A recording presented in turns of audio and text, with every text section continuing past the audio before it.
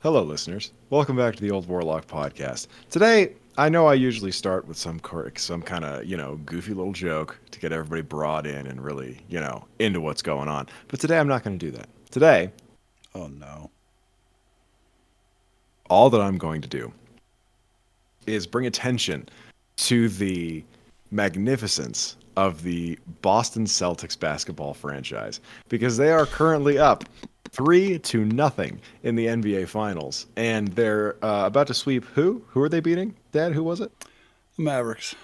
The Mavericks. And I seem to recall, actually, not too long ago, a very good friend of mine, kind of a short fellow, looks very similar to me, saying A that short fellow. a short fellow, yeah, saying that the Dallas Mavericks would be beating the Boston Celtics Well, I got to be in the honest. NBA I got to Finals. be honest with you. I thought that the Denver Nuggets were going to make it all the way, and Yeah, yeah, that simply did not happen. it did not. But For I know those this of you, isn't a sports. What? Go ahead. no, I'm just saying for those of you who listen to this podcast or watch this podcast who live in a country outside the United States, we apologize. I apologize for Alexander's I don't. obsession with basketball and the fact that you could care less what the National Basketball Association finals are. Unless you could care. I mean, who's to say? Me, But yeah, me, that's me. that's all. I'm just That's saying. all. I'm just saying. That's all. I'm gonna That's say all I'm going to say. Welcome to the Old Warlock Podcast, episode number 17, maybe. 17. Play It'll the be in intro the music. number. You'll have seen it by the time you clicked on this. Here What? we go. What are you pointing at? What? What are you pointing at? To play the intro music. Do we play the intro music on the podcast? I guess we Oh, we can. did. Nothing's stopping us. Whoa, just like this.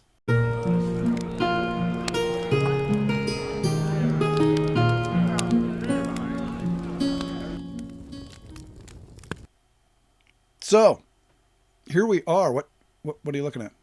Someone's car alarm went off. Oh, was it yours? I don't think so. It's off now. Well, That's something I guess realized. it's nothing to I worry never, about. anytime that a car alarm goes off, my immediate thought is never, I wonder if that's my car. It's always, what idiot set off their own car alarm? Which I do it all the time, but it's always a very negative thought that I have in my head. Well, that's bad. That's a bad thing. But enough of this kind of boring. Nobody cares about the Boston Celtics. Nobody cares about Hey, no one cares about the Boston Celtics other than you. everyone cares No about one the Boston cares Celtics. about the car alarms. We need to move Mm-hmm. on to content that people might want to listen to. D&D, Dungeons Yes, and Dragons. We had, for those of you who may follow our Instagram, which all of you should, if you don't, it's at officialoldwarlock. Um, we had a lovely mm, little gaming session of Dungeons and Dragons the other night, did we not? we did. If you to see our setup, you need to go to the Instagram page for the Old Warlock. We put some photos up of this really cool night game that we played outside in our backyard for those of you in the UK and other places, the back garden. Um, but we've put okay. I have put some effort into making it pretty cool, He has. and so you can see some photographs of it if you go to our Instagram page. Sorry. Yeah. It's the Jim, who is my father, The for those of you we who is don't know me. and can't tell by the resemblance, has always gone out of his way to have some of my friends, ever since high school, we've been doing this, Now junior high school. come, We started yeah, playing since with junior, Marcus in junior high school. a very long time we've been doing this, played Dungeons and Dragons, to DM Dungeons and Dragons campaigns with some of my friends. And they love it. My two best friends that I've had since junior high Since junior school. high, yeah. Yeah. I love coming and playing D&D. We always play just AD&D original stuff, first edition. But it's been something that we've loved doing for a really long time, and he did it again this last week, this last Tuesday. Yeah, just a But few days ago. Yeah. we had a really good time. We kept playing what's the name of the whole Barrel Maze. the Barrow I'm Maze running you guys through Complete. Barrel Maze. Barrel Maze Complete, yeah. Yeah, which I think, did we make a whole video talking about Barrow Maze? I think we did. And we've also talked, you know what, now that I think about it, on one of our earlier podcasts, we talked about the last time that we played with Marcus and Cody The very last time. That was like a year and a half ago. Yeah. And that was the one where Cody had the song and, and sang the Yes, you're song. right. We were trying to get him to, and then, okay, here's the thing. Cody he has done a lot of acting in his time. He studied acting for a while in college. Yeah, and he's actually very good. And the first time that we played these characters, this set of characters, and we're kind of wandering a little bit here, but the first time we played these characters, Cody decided that he was going to be a dwarf, just a straight up dwarf fighter, but he decided to have kind of a quirky situation where he had fallen in love with an elvish woman by the name of Mary. Yeah. And so in the tavern, she was a barmaid in a tavern. Yeah, and so the last time that we played, this was a year and a half ago. I mean, it's been a long time since we played these characters. Oh, yeah. Year and a half ago. I don't exactly remember. Cody said, "Well, I think I'm going to." He was trying to win over the people in this tavern. He was in a brand new tavern. He had never been in it before. He was trying to win them over to get some information out of them. And so he said, I think I'm going to compose and sing a love song to Mary, the elf. And I said, okay, well, how does the song go? Well, he belts out the song. I mean, back for those of you who remember that particular podcast, this was a darn good song. Our goal back then was to actually have Cody record that song. And we were going to try and get it on, Spotify or something like that, or Apple Music. Just that song, just for fun. Well, go ahead. Because you gave him 5 minutes?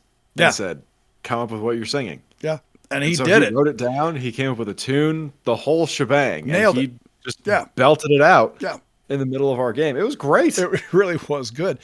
And so the reason I mention all this is that this came up when we played here just a few days ago, because they're playing the same characters. And I said, we always kind of wanted to get you to sing that song, and we were going to record it. And he said, well, I'm game. And so if we have enough interest in you guys hearing Cody's song, we've had a couple of people back in the day say, yeah, I would love to hear it. If we get enough interest, we might try to get Cody to do the song again, and we'll figure out a way to get it to you guys. Well, and the other guy that we played with, my friend Marcus, he's a master's student studying music. Yeah. Which is it's almost a match made in heaven. It kind of is. If you guys want the full rendition of Cody's Mary song, then hey, let us know. Down below, and we'll see if I can talk him into doing it. And I think if there was enough public acclaim for it, acclaim's the wrong word. If there was enough public requests, he might be willing to do it. I mean, he said he would the other day, but I think if we had a lot of people going, hey, look, dude, you got to do this song for us, I bet we could get him to do it. I think so too. And it would be fun. Oh, absolutely. It'd be a lot of fun.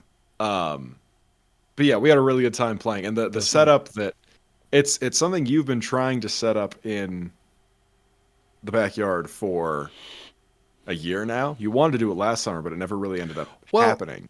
Bill and Billy and I, and who else was there? You weren't there.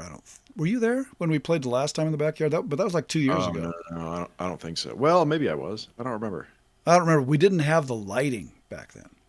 Yeah, that was the thing. We did it a lot, but we haven't done it all that many times. But you went and purchased stage lighting. It's like performance stage lighting. It's got to be done. You only put up one of them, but you have 3 in total, right? Right. I've just got to chain them together. I've got to get the wiring to chain them together. And they're it's high-end stuff. And you've got a little remote that you can control what colors are coming out at what times. You can change the theme of what's going on. Excuse me. It is. It's going to be pretty cool once all is said and done. And when we talked about it, when you were originally telling me about this plan to put them up, I was like, oh yeah, that'll be pretty cool.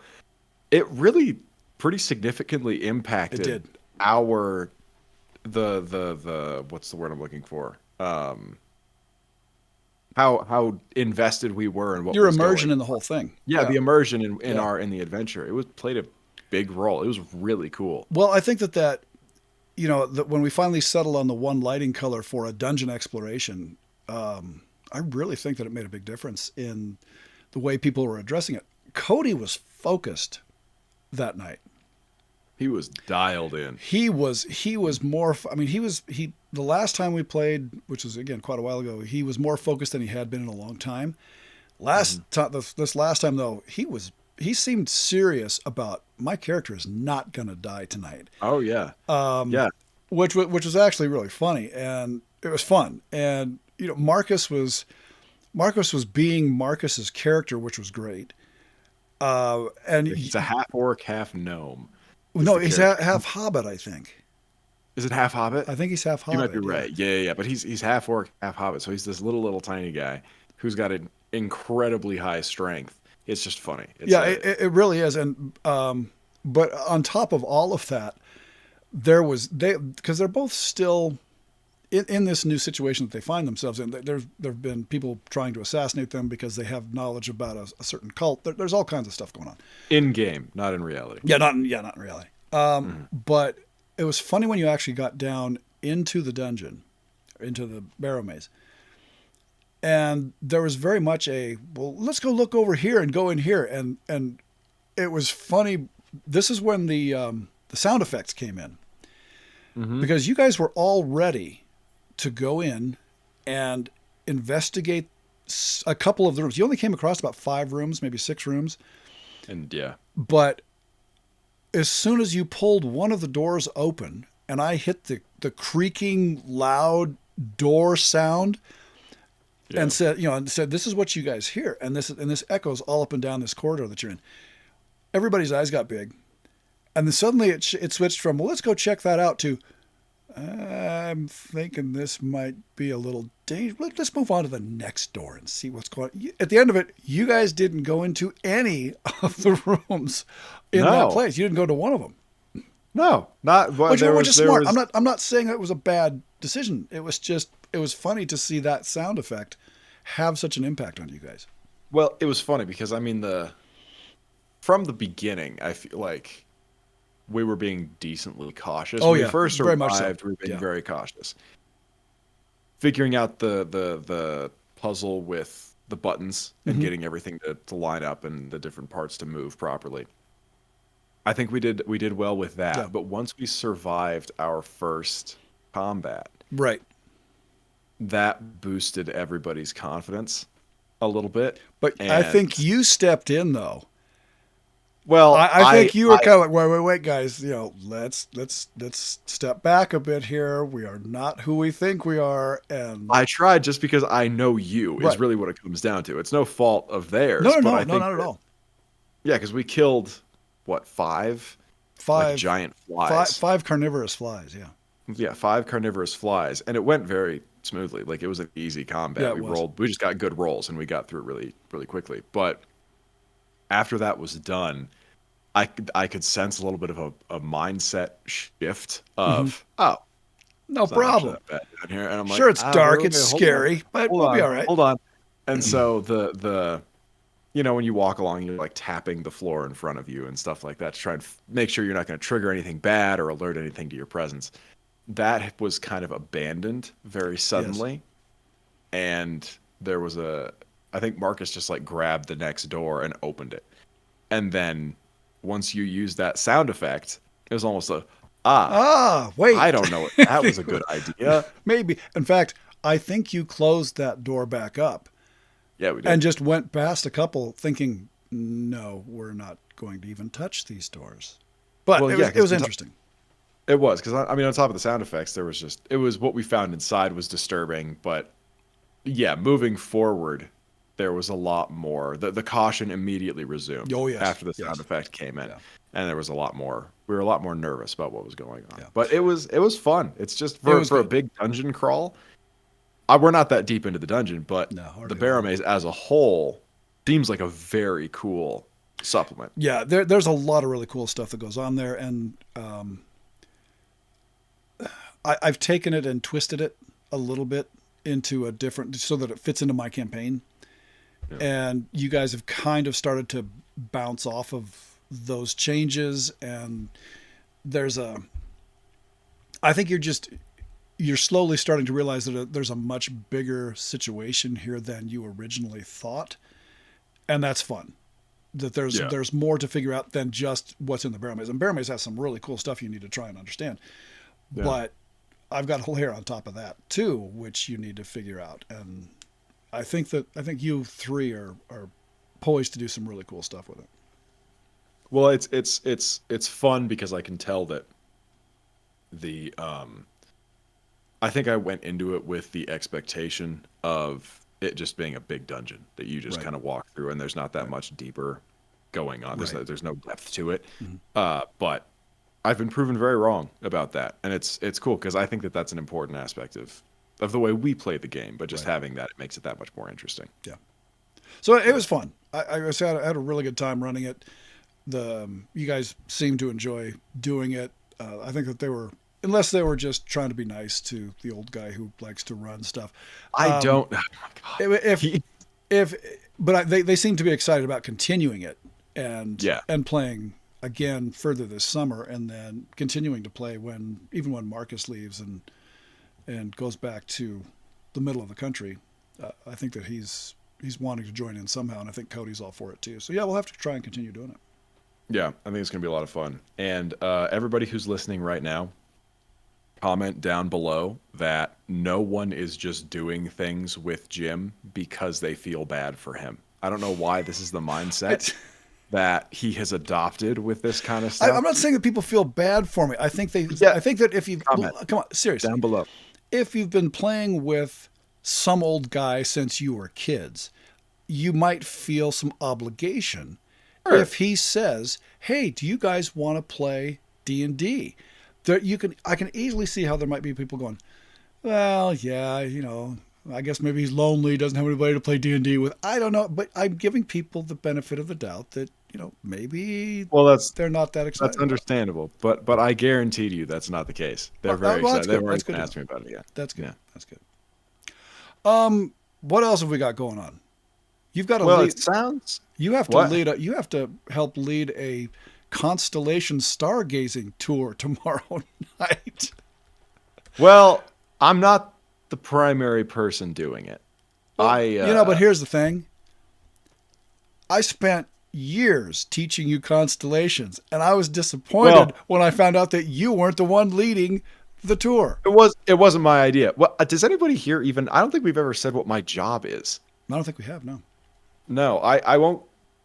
I work as I'm an interpretive ranger I'm like a park ranger that talks about informational really cool stuff. It's a lot of fun. And so I work in historic sites and parks, and I take people on hikes and I give people tours of stuff. It's really fun. I love doing it. But yeah, I'm we're gonna do a s'mores and star s'mores and stars. Nice. S'mores and stars. Yeah. So it should be fun. But as I was doing the research on a lot of the stuff that I think we're going to talk about, I realized I've heard all of this over. Darn right you have. It's been stuff that on camping trips you had been showing me since you were 3 years old. Exactly. Well, not to mention, he had constellations of stars on the ceiling of his bedroom. Yep. So that's right, glow in the dark stars. So he could work on it even when I wasn't there. Yeah. Yeah. So it should be a lot of fun. That'll be good. I think that's kind of cool. Yeah. It'll be a good time. But I will admit, as I was sitting reading the mythology backgrounds for all of this stuff, my mind immediately went to Dungeons and Dragons. Oh, no kidding. Absolutely. Like working constellations into the magic of what you're doing with your characters and things like that. Nice. That I'm not just saying that for the podcast. That's what I was saying. No, I can see you doing that. Yeah. Oh yeah. It was pretty fun. Cool. Oh, what else have we got going on? We want to talk about. I want to do a couple of random magic items like we used to do. Yep. I came across a pretty cool. It's fun. I came across another fun article by John Turnbull about monsters this is from 1978, 79, I believe. Okay. And John Turnbull is the guy who was he was the editor, or he was the major player in the development of the Fiend Folio. So Okay. they're just some fun monsters. You haven't seen these. I think you're gonna like them too. What else have we got going on? I We think that's well, okay. one other thing we mentioned last time that, in fact, we mentioned it a couple of times, that our friend Robbie has a game called Enclave that That he was a developed. Kickstarter. Yeah, that was It his was Kickstarter, and we mentioned it. I think we mentioned it on our thank you video, which people seem to have enjoyed. We've actually had some people say, "Hey, those voices, the voice of Dewey Duck and Kronk, they really weren't that bad." And I thought, well, Yeah, okay, that's that good. was honestly that was my main concern while we were making it. I was worried that people were going to get in there like this sounds just terrible. Well, Like keep it to yourself next time. but Okay. I think that people were going into it with the expectation that it probably wouldn't be that Probably good. would be. We're But not voice actors. No. no, but people seem to enjoy it. So thank you to those of you out there who didn't really dismiss us out of hand for Didn't comment mean stuff. exactly. God, you guys really suck at making these voices. Yeah. So that was kind of fun. But anyway, It was. the reason I mentioned that is because we talked a little bit in the thank you video about our friend Robbie, who has his own game called Enclave. What was that? I just heard a communicator, a Star Trek communicator. Yeah, that's on my phone. Yeah, I know. Oh, It's okay. fine. Pointing it out. Anyway, Enclave, and we're hoping to. Enclave is fun. I have played Enclave twice now through Discord with Robbie, and I have to say the last time I played, I run a character. He's a gunslinger by the name of Sloan, and the last time that I played Enclave, hosted by Robbie, it was a heck of a lot of fun. Now, this is a diceless role playing game. It's a chartless role playing game. It's really just a lot of. It's about as pure a storytelling style as you can get. You have to have a lot of trust in the person running the game, which is great. But it actually is a real fun game to take part in. So I'm probably going to put some links to a way to find out more about Enclave, because I think that it would be, I think some people that follow the channel might actually really enjoy it. Where I'm headed with this overall is that we're hoping to get Robbie on an interview at some point so that he can talk about Enclave and give people an understanding of exactly what the game is and how it's played and why he designed it the way that he did. Another interview that we are hoping to do really soon, now that we have this whole interview thing, this whole Discord thing sorted out to do interviews. Figured out. Yeah. We want to talk to, we are hoping to talk to, and he told us he would love to do it. This is a while back. This is over a year ago, but we just didn't have the technology to do it. Chris Holmes is someone that we really want to get on the channel. Chris Holmes is the son of John Eric Holmes, the developer of the Holmes Basic Edition for Dungeons and Dragons. And we made a video about that 2-ish years ago. We did a video about that, and we also did a video about the Tales of Peril book that Chris Holmes created of his father's work. And his father ran Chris and his friends through Dungeons and Dragons when they were really young. But then his father turned their adventures into short stories. And so the book Tales of Peril is the collected works of John Eric Holmes, the person who wrote the Holmes Basic Edition of Dungeons and Dragons for TSR. All of those things are compiled in Tales of Peril, along with a lot of really interesting information about John Eric Holmes and the things that he did. The things that he did for Dungeons and Dragons that I think are really undersung. I think he did a lot more than people realize. But we're hoping to have Chris Holmes on a podcast as well, and or maybe just as a straight up interview. I'm not exactly sure, but hopefully that will happen sometime in the next couple months. Yeah, and I think those are going to be a lot of fun to do. And if there's anybody that you guys think that we should interview, if this works well and you like what we do, let us know. Comment down below. We can't guarantee anything because maybe they won't want to, or we won't be able to get a hold of them. Yeah. But you never know. But no, that's going to be cool. I'm excited for that. Just trying to see how long we've been doing this. 25 minutes at this point. So, where do we go from here? I say we dive into the article. The article. Cool. Cool beans. Now, I thought that you might really like this because for those of you who know about the Deck of Contradiction and you have read the descriptive text of Alebuck's Arcane Emporium, you will know that there is a character in Alebuck's Arcane Emporium named Bert. And Bert's pretty cool. I like Bert is a lot of fun. Bert is a really character. cool character. Alexander came up with Bert. Was I the one who came up with Bert? You are the one who came up with Bert. Wow, good for me. But I thought that there were some similarities between Bert and some of these monsters that Don Turnbull collected back in... Oh, hang on a second.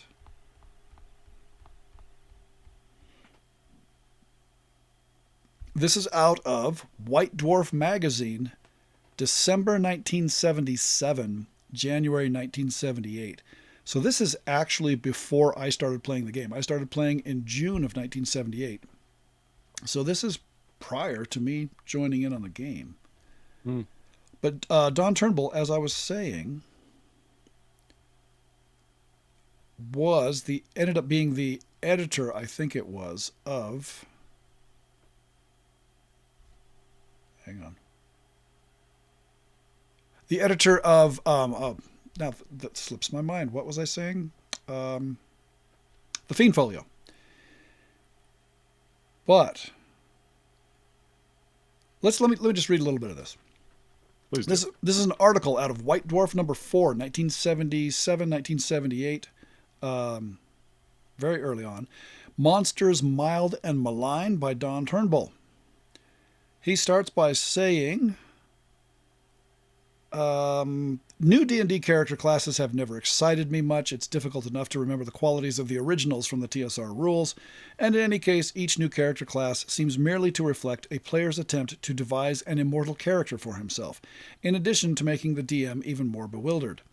I like, in theory, the idea of researching new magical spells, but since I can't remember the properties of the majority of the Greyhawk spells, they will have to wait.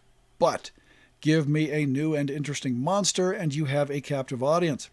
Despite the freeform nature of D&D, the DM who restricts his monster to those in the TSR rules and supplements may eventually find that he has rather a dull dungeon on his hands, as players gain more familiarity with monster characteristics, and particularly their vulnerable points.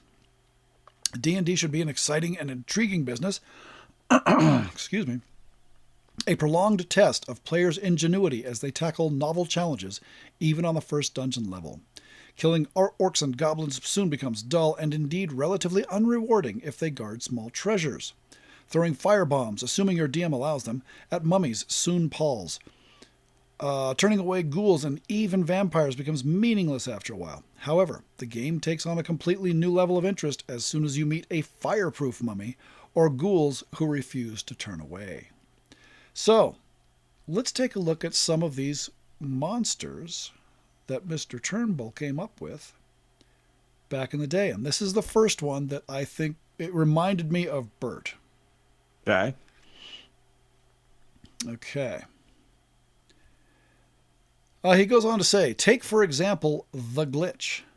This looks like a ball of fur 1 inch in diameter, so it is not likely to be noticed. If a party has its mind on other things, it has a 1d8 plus 4 in terms of hit points, and is armor class 9. Nor does it attack in any way, so it is apparently harmless. However, it is highly magical and, moreover, is fascinated by melee combat. It can't understand why those strange beasts are trying to bash each other, but it is nevertheless curious. What it doesn't realize is that it has unique magical properties. While it is within 30 feet of a melee, all those taking part, including monsters, must save against magic each melee round or their blows will miss whatever the die roll, spells will fail to function, magic devices and weapons become useless, etc. This goes on until either the melee moves away or the glitch gets fed up and wanders off. Truly, That's funny. I love this. Truly a baffling business for the adventurers. Even if they, even if they eventually realize that a glitch is present, and B, what effect it is having, it teleports off when anyone tries to attack it. And by that time, the luckless attacker will probably have turned his back on the monster in the original melee, which can now hit it without difficulty in the absence of the glitch. I love this little thing. This would be full. It would drop it would take the term consternation to a new height for people involved in a melee in the middle of a dungeon. You would love to use this. I would love to have this. Oh, but I think that's really cool. I mean, I think you couldn't use it too often. No. But I think that if your players figured out what was going on and they were able to capture one, I think that could open up a whole world of indeed. Cool opportunities. Heck yeah. I hadn't even thought of that. That's a really good idea. But the fact that this is a little ball of fur that is 1 inch in diameter. Oh yeah, just a little tiny. You know, the idea of not even seeing it is appealing to me in the first place. But yeah, if somebody found a way to realize, wait a minute, that little ball of fur over there might be responsible for this, I think that could be a lot of fun. Yeah, no, I think those could be really cool. My mind immediately goes to trolls, though. Oh yeah. As soon as that's mentioned, that is funny. I like that. It's a good start. Yeah, I think this is a good one. I like this next one. Less weird, but still interesting, is another larger ball of fur called a droll. This is about 1 foot in diameter, has 2 eye stalks, 2 legs, and a single arm, all with claws. It has 68, armor class 9, and moves 80 feet per turn. In melee, it delivers 3 1-4 claw attacks and 1 1-8 bite on the same opponent each round. That's just kind of an interesting looking thing that they throw out there. Smoke. The smoke creature is made of living smoke and usually gets itself up to look vaguely human. 2d8, armor class 7, and flies at 180 feet per turn. It cannot be harmed by normal weapons, which go right through it without damage. In melee, it wraps itself around its victim, smothering and suffocating for 1d6 damage per turn. I like this in that maybe there's something where you're having a camp out someplace as you're making your way from point A to point B. Suddenly people can't breathe or they feel like they're choking, and they might not even realize that this smoke creature is in attacking them, at least not for a while, which I think is a really good thing to have. I think that would be fun, because even if they did realize that there was something doing something, the process of probably panic of, oh my God, is this like a ghost or something? Right. What else could be going on that's causing this? I think that could be a lot of fun. Yeah, I think that was a good one too. Smoke Demon is another one. It's a small demon, probably more than the size of an imp, which goes about in a cloud of black smoke, muttering foul things under its breath, I like to think. 2d8, armor class 5, moves quickly, fights with a normal sword. Again, an interesting occupant of smoke-filled areas. Yeah. And so I like this whole idea of, smoke-filled area, huh? Okay. What are you going to be having a problem fighting in there? Is the ogre in the smoke-filled room going to be a problem? No. The problem is going to be the thing that looks like smoke. It's going to be the smoke demon that's trying to kill you. Yeah. Then there's another one here. He mentions, one of my personal favorites is the typo. He believes that it was devised by Lee Gold, who used to run, I think she still runs this fanzine. There's a fanzine called Alarms and Excursions. We've talked about that in the past here on the channel. And Lee Gold is the person who has been in charge of that since the 1970s. Check it out if you ever get the chance. But I do remember something about the typo coming out of Alarms and Excursions. But anyway, this beast is invisible, although magic users can detect its aura and will eventually gain experience in recognizing its presence. It cannot be harmed in any way, so hit dice, armor class, etc. are irrelevant. While it is present, spells are afflicted with spelling errors with interesting consequences. That sleep spell, for example, could generate a flock of sheep, or a fall of sleet, or even make the monster move at an unusually high speed while a typo is around. I suppose one can have different levels of typos, some of which can only alter one letter per word, some can alter two, and really powerful ones can alter three. I love this concept. I know a fella who would use that to great evil, and it is you. I think I think it could be a lot of fun. And I think that really the exciting part with that one would be figuring out a way to use it. Right. Well, and Yeah. I think that what I would really like to do with the typo is I would make it something that actually burrows its way in. It's drawn to magical books, magical Yeah. tomes, magical scrolls. Mhm. It burrows its way into them, and then it makes the changes, but you can't see them. And Yeah. so you've got your sleep spell out of your book, and you read through it, and you think you've got a sleep spell ready to go, and it's a sheep spell, you know. And Hmm. I think that could be a lot of fun. And so you would have your spells backfiring all the time until you suddenly realized, oh, my Oh magical God. book has been it's been invaded by a typo. I've got to go buy a new or find a new magic book somewhere. Or Or I've got to hire somebody to eliminate the typo from my books. or you realize the sheep spell is actually extremely useful. You Exactly, keep it which around. is that's the thing. Rewrite the sheep spell, keep it, and then go find another sleep spell and put it in as well. Yeah. There's a lot of opportunity in that one. A Oh, whole lot absolutely. I think going that on there. that's fun. A couple of other things here. There is a mind drain, which looks like a shadow. It attacks once every round, doing 1 to 6 points of damage, plus the drain of 1 intelligence point. Ooh, Anyone ooh. reduced by 3 intelligence points goes into a coma. The points are Wow. restored in 2d8 rounds, at which time the coma comes to an end, but anyone reduced to 0 intelligence by a mind drain becomes himself a mind drain. Mm. There is the IBEM. It looks like nothing on Earth, but luckily the Dungeoneer issue number 3 contains an illustration. I'm going to have to go check that out. It is rather like a weird octopus with a conical central head and 4 quarters, each of which has an eye, a mouth, and 2 tentacles. It can attack in all 4 quarters at the same time, hitting with the tentacles for 1 to 6 damage, and if both tentacles have hit, also biting for 1 to 4. That'd be kind of an interesting thing. Seems like a fun one. And finally, we'll wrap it up. Well, let's take a look at black creatures. Black creatures are used for dark rooms, but up to now we only have seen black pudding. In case black seems to imply fearsomeness, this is what we expect from a dungeon. My foray through the magazines has produced 3 more interesting all low-level beasts. The black leech is simply what it says.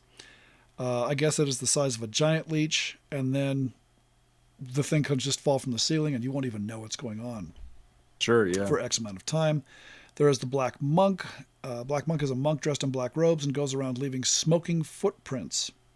Has limited magical powers, can cause hold person, cause continual darkness, and cause fear. I like that. That's a good one. Yeah. Then the last one here will be the death snake. Looks like a normal giant snake in mourning. In other words, it's just black. It has 48 plus 1 hit points, armor class 7, moves 50 feet per turn. It can be turned away as a wraith. It has no poison, but like the giant snake, attacks in 2 ways each round, a bite and constriction. So just something interesting to put into your dark dungeons. Yeah, Anyway. I think those could be cool. Anyway, I thought they were fun. But definitely my favorite out of all of this is, of course, the glitch. I do quite like the That glitch. wanders up and what are these guys doing? And then ruins everything. That turns around and walks off. But I think a lot of those could be cool. I mean, like we've talked about with figuring out a way to use them yourself, but with things like the black leech and especially I think the black monk, those could be just by finding them in the magazine, those could be jumping off points for Right. creating a lot of lore for your world. Like there could be a whole order of The the Order of Black the Black, Monks but good that, idea. Yeah, that's a good idea. yeah, It's really that good. do that worship something, or they have some sort of backstory. But I think that's a cool jumping off point for other stuff. Yeah. But I thought that was interesting. And again, going clear back to 1977, 1978, Yeah, creativity was really up and running pretty darn early in the situation back then. I quite like those. So, what else have we got going on? Well, do you want to finish out this wonderful episode of the Old Warlock Podcast with a random magical item I do. from I will do that. the Encyclopedia O apostrophe Magic? I am just going to open it and point and see what we come up with. I might even do two, because we are We at can do 40, two. we can do. We're at 41 minutes. Let's do two. We'll do two. Okay. So here we We'll go. do two. Now this one. Hang on. Before I do, this is from Encyclopedia Magic, Volume 2. An excellent volume. What is this? Magic lamps. Ooh, okay. Let's see what we have here for the magic lamps. The magic lamps. Huh. Some are pretty straightforward. Let's find the interesting one. Whoa. How about Ilag's Abominable Beacon? I like it. This came out of Dragon Magazine number 179, so this is late in the game. This magical light source is a creation of evil. The beacon is a 2-foot tall, 1-foot wide cylinder with one set of shutters and is made of the blackest iron. It appears to be partially melted, but this is a deliberate decoration. On top of the cylinder is a large skull with 2 black onyx gems in the eye sockets. The handle, which projects through the skull top, is made of human bone. It weighs about 20 pounds.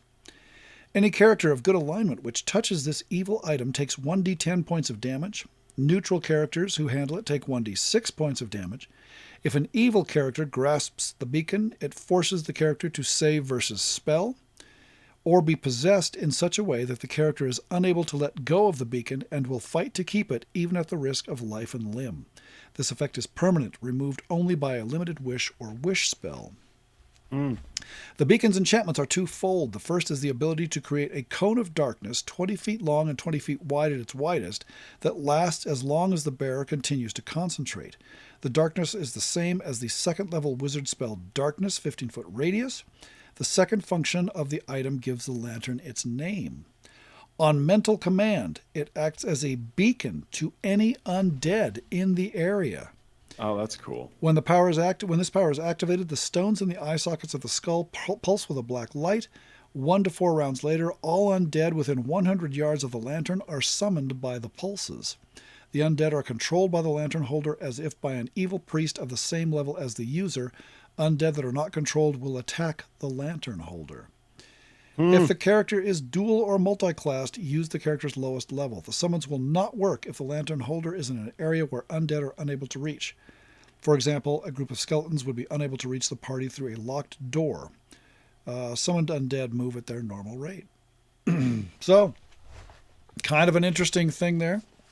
Yeah, I think that's a fun magic item. I like things that are specifically aimed at not good characters every once in a while. Yes. Yeah, I agree. Like most people play good characters, I would argue. I would say probably the majority of the time, but it's nice to have things that are specifically targeted to people who want to approach the game in a little bit of a different way. Well, I agree with that, and I also think that I like the idea of evil non-player characters having these types of things in their possession. Yeah. It makes something that it kind of serves as a goal for the player characters to maybe have to go and get that away from that non-player character or figure out a way to counteract it or something like that. So I agree with you. I think that if you want to play an evil player character, having some sort of almost like a sidekick like that lantern is a really good thing. It's something that motivates you and gives you your shtick, you know? I think that's a cool thing. No, I think I like that one. Yeah, I enjoyed it. A second magical item? Wait. Yes. What are you doing? Sorry. What are you let me doing? just randomly go into, for those of you who are not just listening to the podcast, but you're watching, this is what the book looks like. I hope that you have copies of your own because they're really cool. They are. They're really neat to have. Let's look at a glove. Ooh. Let's see. We've got the black hand. Wow. Okay. I may have to bring this one in just after a quick glance. Let her rip. Black hand. This is from the Halls of the High King, and I'm assuming that that is a module that I am not familiar with. The making of these fell items, these are the gloves of the Black Hand, remain a secret of the priesthood of Bane, who have used them for over a century. A scant few Black Hands have fallen into the clutches of outsiders as booty, but no one outside the dark clergy ever admitted a successful duplication of such a weapon. Such an admission would almost certainly spell the doom of the claimant at the hands of the Baneites the realms over, but the clergy of Talos and Tempest, blah, blah, blah, blah, blah. You have to be familiar with this lore to understand all that. Okay. Worn by high-ranking priests of Bane, Black Hands are slip-on, elbow-length gloves crafted of flexible black metal mesh or very fine chainmail. They glow with an eerie dark radiance. They are usually left-handed gloves, and only one Black Hand is ever worn, never on both hands. A wearer can therefore wield a weapon as well as the glove, although a successful attack roll is required to deliver any of the hand's touch effects. So here's what it does. A Black Hand absorbs all spells and the equivalent natural powers of monsters and the effects of magic items of 3rd level or below. Okay? Oh. Regardless of class or origins, such attacks simply do not affect the wearer or any items carried or worn, regardless of the wearer's actions, or even if they are dead or unconscious. Area effect spells, they are negated or diverted. They simply do not affect the glove wearer. Additionally, beings and their gear cannot be protected by the touch of a hand. Additional beings and their gear cannot be protected by the touch of a hand, nor does its protection extend to a being who is merely carrying it. It must be worn in contact with the skin to function. Its passive protection has no known absorption capacity limits. So this thing does this all the time. Excuse me. A Black Hand can also be used actively. Its touch can drain magic items of 14 charges per touch or round of continuous contact, if the wearer wills it. Each grasped magic item gains a saving throw against magical fire to avoid being drained and must save anew for each contact. Magical items that do not use charges are rendered dormant and useless for 1d4 rounds. This is a powerful big glove. Really is. Magic item powers are not known to harm these Black Hands. A Black Hand has an armor class of 4 and 22 hit points. Its mesh resists piercing or cutting by even the keenest blades. If the wearer wills it, a Black Hand's touch can paralyze living beings who are allowed normal saving throws to successfully resist. If failed, they are paralyzed for 1d4 plus 1 turns. You know this is going to be showing up here at some point in my world. Oh, yeah. Oh, yeah. Any attack on the paralyzed creature automatically hits, but it breaks the paralysis instantly. Undead can also be paralyzed by the hand's touch. Hand wearers roll turning attempts as priests of the same level, if they themselves are not priests. If the result is a turn, 1d4 plus 1 turn happens. Black Hands can be directed to release absorbed magical energy through a touch attack. The electrical energy discharge affects only the being touched. A saving throw versus poison is allowed. If successful, a victim suffers 2d6 damage. If failed, 1d4 hit points of damage of each hand contact are permanent at the DM's option. No saving throws allows all damage to be avoided. Wow. So that's that's something. That's a good That is a powerful magical item. But I like it. I do too.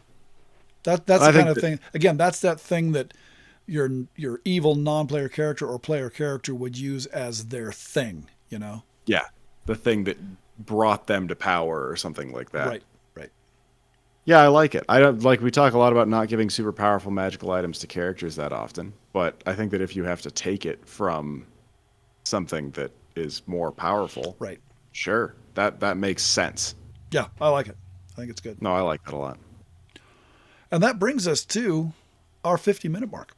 To the end of this episode of the Old Warlock Podcast. Yes, yes. I hope you all had a wonderful time. I hope you enjoyed it. Let us know, as we mentioned earlier, about whether or not you want Cody to sing his song and for us please. to make it available somewhere. Don't forget that we have the Old Warlock newsletter that will be starting up in July, probably.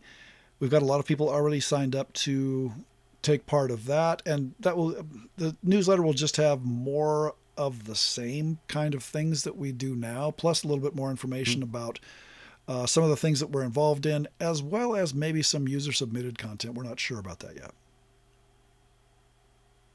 You look paralyzed. So yeah, if you're interested in signing up for that, you're phasing out there.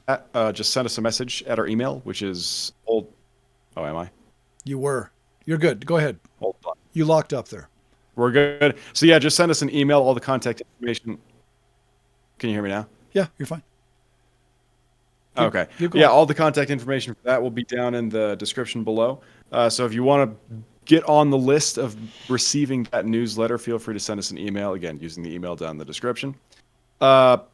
If you're interested in checking out our Patreon, that will be in the description below as well. To all of our patrons, thank you all so much. You're wonderful people, and we appreciate each and every one of you.